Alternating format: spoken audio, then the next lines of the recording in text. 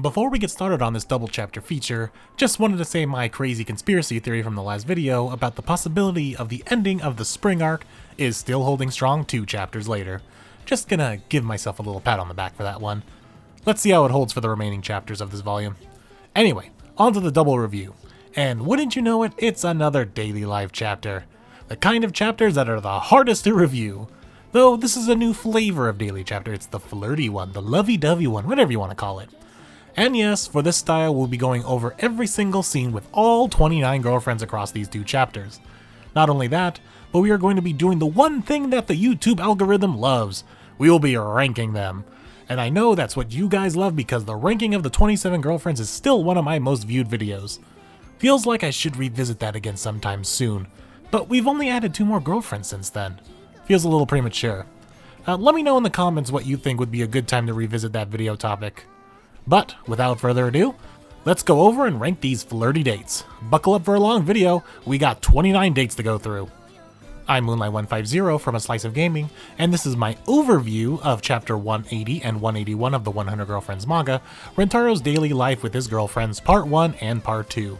This time I will be going over everything in these chapters so we can properly assign points to them and see who had the best date. Disclaimer though, everything's made up and the points don't matter. And this will be my own personal opinion of each chapter and their date, so if I'm wrong, prove it by subscribing and writing in the comments that I am wrong and how you would rank them. And let's not forget to thank the scanlators that are working on this series. They are the real heroes. Now, on to the review. Starting off the first chapter, we have Ira's date, with them taking a walk together holding hands. Ira gets harassed by some catcallers saying why don't you ditch that kid and let's go hang out. Rentaro is disheartened saying he is ashamed that he isn't old enough for her, and she admits being older makes her come off as more as a big sister vibe. But Rentaro says her being older is something that he likes about her, and Ira turns that back on him saying that they're even. I guess kind of agreeing that she likes that he's younger, or that liking that she's older, maybe a bit of both? It's not fully clear what she means by that. In reality though, the age gap between them isn't that crazy. 3 years isn't that much, but when you're talking 16 and 19, it kind of is. Not much to rank here, it's just a little lovey-dovey back and forth reaffirming their relationship, but I'm ranking this high solely on Ira's outfit. Points to Ira for her outfit and standing up for her younger boyfriend. Iku's date has them going for a run and they stop for a hydration break. Iku offers Rentaro her water bottle, but he pauses because of the whole indirect kiss trope. Thankfully, they both call this out with how silly it is, especially since they are already dating. And Iku goes in for a kiss to cut the awkwardness. Points for being direct, Iku, but minus points for the whole scene in general for doing this trope with a couple who has been dating for over 150 chapters, and kissed numerous times.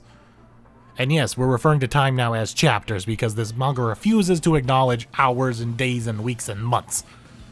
To be held under a night sky has Rentaro and Uto admiring a star-filled night sky. Uto randomly gets up and places herself in Rentaro's lap without conveying what she wants. But because it's Rentaro, he knows exactly what she wants and proceeds to wrap his arms around her. Plus points for Rentaro being the Chad boyfriend knowing exactly what his girlfriend wants without her saying anything. Minus points for Uto being vague like always. But plus points again for this being the first in a long time we actually see Uto be lovey-dovey with Rentaro. In a moment of repose, we have Rentaro and Hahari going on a walk with their dog, Alice. Hahari begins thinking to herself how this outing makes them feel like they are family, and not just Rentaro's family, but family. Rentaro then speaks out loud what Hahari was thinking, and that they both feel this way, that this feels like an outing between husband and wife, to which they get all cute and do the whole "can you guess what I'm thinking now?" and proceed to kiss, embarrassing Alice in the process. Plus points for being just plain adorable, and bonus points for an Alice appearance. Also, Hahari's ensemble in general is just really good here. A lazy daisy date at Tama's place is exactly as it sounds. They spend the day playing around saying each other's names repeatedly because I feel the author couldn't come up with anything else for them to say, until eventually they end up napping in the same bed. Rentaro then panics, realizing he got into a bed with one of his girlfriends, but thankfully she just passed out as the cat that she is. Hikari better not find out about this. Jealousy will know no bounds. Usa-chan-san is back to her clinging self in so long, so very long. Rentaro asks if she needs to use the restroom before they head to their lunch date. She then proceeds to drag him into the women's restroom where he refuses to go, seeing that she still hasn't learned much from following Mimimi into the restroom stalls.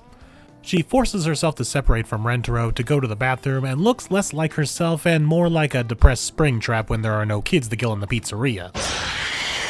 She comes back out and then has an emotional reunion with Rentaro, to which he reciprocates the feelings of missing one another for, what, 3 minutes it takes to use the bathroom? Plus points for the cuteness, but minus points for this being kind of a regression of the character development that China has had in the past couple chapters. In Kusuri's point of view, we have Kusuri and Rentaro chilling at home having a discussion on how she has different points of view of Rentaro depending on if she's either 8 or 18. Seeing this as her way of having two different ways of loving him, thinking he's cool when she's younger and cute when she's older, showing that she does have a mental change when she switches between forms, and kind of showing that the two forms are almost like two different people in some regards, like how they mentioned a few chapters back. It's a fun little deep dive into the mental state of someone who is constantly switching between ages. In The Only One in the World, we have Rentaro and Himika relaxing in a mall when one of Kiki's songs begins playing on the speakers. Rentaro praises Himika for the hard work she puts into being an idol, and that he needs to work harder to match her. She then reaffirms him that he's special in his own way too, since everyone can hear Kiki's song, but he's the only one in the world who gets to kiss Kiki, thus sending every Kiki fanboy into unison heart attacks. This just reminds me that I really want a chapter focused on Himika being an idol, from paparazzi to fans and all that. It makes me wonder if she's on break or something to attend school. We need a Himika-focused chapter to answer these questions. But no lie, this is one of my favorites of both these chapters, and will be going high on the list. This dynamic and dialogue is great. It's really boosted Himika as a character for me. Meme is back to her frantic antics again in Lazy Lounging Leads to Napping, where we have Rentaro and Meme lounging around to where Rentaro falls asleep for a nap. Meme suddenly goes haywire, wanting to treat him like the knit Rentaro from chapter 122. This makes me question what she really does with that toy when no one is around. He eventually wakes up and she's so embarrassed by her actions that we get a repeat of chapter 122, where she disappears for 3,000 chapters worth of misdirections, and Rentaro must go find her. So bonus points for lewd Meme, since we don't get that too often, being exposed, but minus points for this kind of being a retreat of a similar plot and punchline from an older chapter. Also points for using the phrase "down girl." In Print Club Smooch, we have Akko and Rentaro doing a picture booth with various kissing scenes per the request of Akko. Kind of continuing what we learned of her from chapter 162, that she is very touchy-feely and loves making out with Rentaro. Granted, which girlfriend doesn't? And they get too distracted from making out to make any prints. Honestly, kind of one of the weaker of the bunch. And you know Akko is one of my favorites, so it kind of hurts me that she has one of the weakest dates in both of these chapters. Dating is Fairy Tail-y has new girl Meru out on a nice walk with Rentaro, where she's learning the joys and wonders of dating someone, especially kissing. That is what she's enthralled with. To which we learn that Meru has joined the ranks of some of the thirstier girlfriends of the group, saying she has developed a craving for kissing him, and that she wants to do it right now. No beating around the bush for this one. Bonus points for Meru's outfit that looks really good on her, and showing her desires already. Hope we see more of that. So what's with all the falling asleep that Rentaro has been doing on these dates? This continues in Granny's lap where Rentaro is still amiss about Yaku still treating him like a kid, but before he actually does anything about it, he falls asleep in her lap. To Yako's slight disappointment that she was kind of looking forward to spending time with him. Bonus points for some proper one-on-one time with Yaku, and her seemingly taking Rentaro as a boyfriend seriously, it seems. But we will never know what the actual outcome would have been if he actually stayed awake. Why isn't this working has Hakara using the power of her G-cups to tease Rentaro, but it seems she may have gone too far as we see Rentaro visibly shaking, asking her to stop doing that. But it turns out he doesn't want her to do it because he is worried he won't be able to keep himself in check from all the teasing and doing something lewd, which just pleases Hakara even more and she just wants to do it more.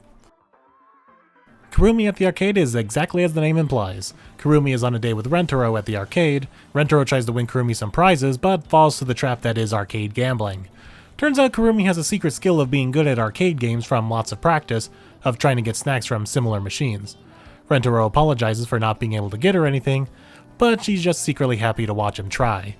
Kurumi then offers to get him something in return, but he refuses, and Kurumi points out that a certain machine has Hakari and Karane figures, just like the ones you can buy in actual online retailers.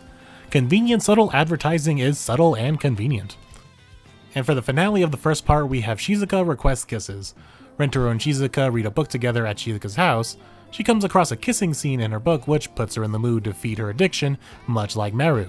She then slides right into his DMs, about as subtle as a train crashing into a bus, wanting to make out with him. They both reach their limits of their cravings and begin making out.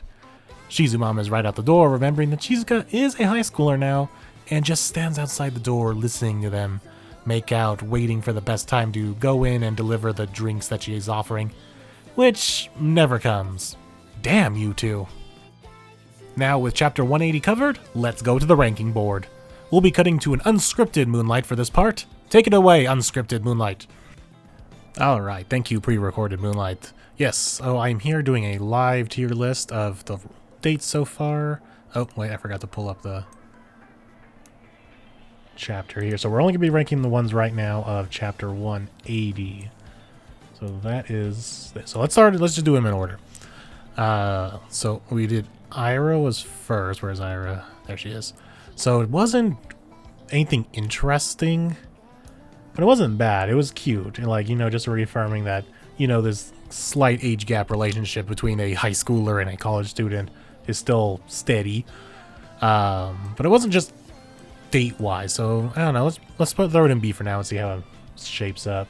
Iku was definitely on the lower side. As much as I love Iku, it was just not that interesting of a date scene scenario, however you want to call it. Especially because, it's like I said, it's like these two have been dating for 150 chapters plus now, and we're still going to get caught up on that kind of stuff? No. So Iku's great. Date was not. The scene was not. Uto is actually pretty good. As you know from my previous video, Uto is not a particular favorite of mine, but she got some great strides here. But still the whole not being vague about everything, but that's like her character. But, it wasn't bad. Let's throw it in B for now, see if we can move it around. Hahari was actually pretty good too. It's very cute. Where's Hahari? There she is. I think I'm going to put her above Ira for now. There's no... Okay. Maybe I should knock some of these up to A, because there are a couple S's that I really liked. You know what? Let's throw Uto to A for now. Just because I felt like character development. Tama's was pretty lackadaisical, but it had a pretty good punchline. So I'm going to put that there. Yeah, like literally nothing happens. They just kind of just cuddle and play and just saying each other's name. But the good punchline is, it's like, I just slipped into a bed with my girlfriend like it was no biggie. So that's kind of funny. So at least I'll put it above Iku's. Sheena, as much as I love Sheena, she's like a top 3 girlfriend for me right now. But as I said in the pre-record, this felt like a regression of her character after the development of her solo chapter. So because of that, I gotta kind of put it kind of low. As cute as it was, especially like the panel of them hugging and all that, it's... Yeah, so maybe it's just like slightly better than Ira's at least. Yeah, let's put the that for now. Kasuri's was kind of on the lower end too. I like that this tier list has both 8 and 18-year-old Kasuri. So we're gonna give her 18-year-old Kasuri just because she made an appearance, and then we'll put it was at least better than Iku's, I think, because it was a nice dive into their relationship and how they view each other. So let's leave it like that for now. So at least better than Iku's. Iku's date is like the floor right now. Oh, and now we're at Kiki's Himika's. I am gonna put Himika as an S tier date. Like just how the scene played out and everything, it was great. And also those glasses she wore for like a disguise, she needs to keep those around. Those are like really nice on her. But yeah, I love the dynamic that they established in this. And like I said, I want to see more of her idol side. And what does it mean that he's dating an idol? The things that the weebs in various anime and manga dream about, dating an idol. And here he is doing it, along with a bunch of other girls. But yeah, S tier date. Mei was pretty good. It's a good joke, but the problem is it was a retread of a joke. So...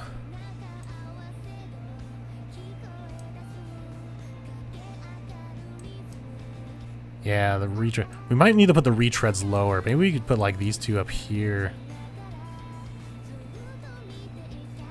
I mean, they were still entertaining, but they were retreads, so I gotta knock them some points for being retreads. Why are the two Kasuris so far separated? It was the exact same date, just 2 panels different. Oh, I make no sense. But yeah, Usa's better than at least Mei's, because Mei's was like an exact duplicate of her solo day, whereas Usa was just slightly different. Then we have Akko. Oh, this one hurts me, like I said. Akko's was just another retread. Not as much as a retread as the others, but still a retread of like her. So at least it's the top of the C's because it's still a slight retread, but it's better slightly. I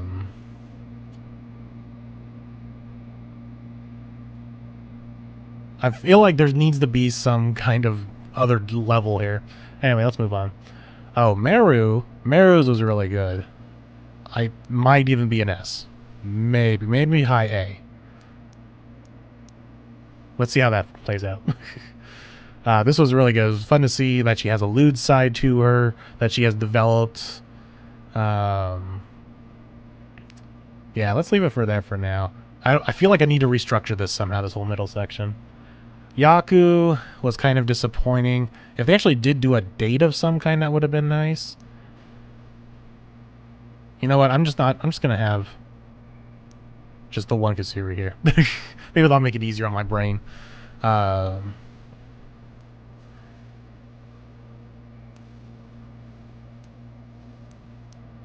least it was a date, so I guess I could put it that. Yeah. B's is gonna be very full, I feel like. Hikari. This was also. It wasn't a retread, but it wasn't good either. Okay, you know what? This is what we're gonna do. We're gonna put the retreads down here. This is why this might help my brain. So bad dates, retreads. Actually, might just put the retreads down in F because that's just a failure of a chapter. Like you didn't do anything new. Maybe this is how we should do it. Okay, let's try that. Let's see how that plays out. So Hikari's wasn't really that interesting. I mean, it's a decent setup. Also, I just love the art here. Like, whenever the art gets serious, especially on Hikari, it looks really nice. And Kurumi's was pretty decent, but it's almost like a half retread of the Disney date, because she kind of says the same thing. I was like, I'm just happy to be with you. So it's sweet, but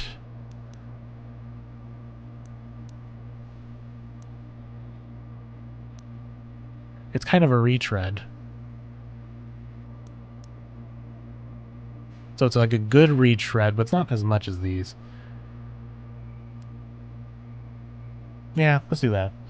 And then, oh, wait, Shizuka. Shizuka's another S. Where's Shizuka? There she is. Oh yeah, this one was excellent. The joke, the assertiveness of lewd Shizuka that pops up every once in a while. The joke with the mom. This was S tier. But yeah, so I kind of like that. Well, the two S's up here, well, the two A's. B's. Kind of want to. No, I'll do sweet over a good joke. So yeah, so if we're going by that measure, we'll probably go superior over Tama. Nothing happened. Nothing happened. Getting retread, just boring setup, and then actual retread. Which sucks here. These are like 3 of some of my favorites, and they're all sitting in the F tier because the date scenarios that they did were just retreads. I gotta knock them down for some retreads. Maybe I'll think about this when I get to part 2. Anyway, back to scripted Moonlight for the next half, with chapter 181, where we'll come back to this. Okay, so slight change of plans. As I was editing this, I realized just how long this has gotten. Boy, do I love to yap. So what we're going to do, we're still going to do a double feature, but this is just going to be for chapter 180. We're going to do chapter 181 in the next video, which I'm going to be post hopefully tomorrow. I'm just going to be doing these back to back. So you're not going to be waiting another week. I'm going to be doing this right away. So I'm going to get started right on this one, but I feel like this is like an 18-19 minute video now, and doing a whole nother section and ranking is just going to be another 18 minutes. 30-minute video? No, that is way too long for this. So I will see you guys in the next video, hopefully tomorrow. So I'll see you guys then. Make sure to like, comment, and subscribe, and I'll see you guys then. Have a good one.